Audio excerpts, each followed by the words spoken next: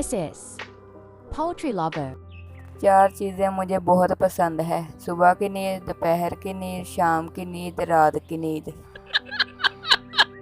समझदार लोग बहस नहीं करते, तीली लगाकर साइड पे हो जाते हैं। बाबा जी कहते हैं, पुत्र अगर किसी का अखलाक देखना हो तो इसका मोबाइल चार्जिंग से हटाकर अपना लगा लो। No. किस्मत इतनी खराब है कि 3000 की जूती लेकर आओ, अगले दिन 800 की सेल में लगी होती है। मैंने टूटे हुए तारे को देखकर जैसे ही अपनी शादी की दुआ मांगी, तारा वापस जाकर जुड़ गया। तन्हाई में मैं अक्सर और मेरा दिल तुम्हें टका टका के गालियां देते हैं।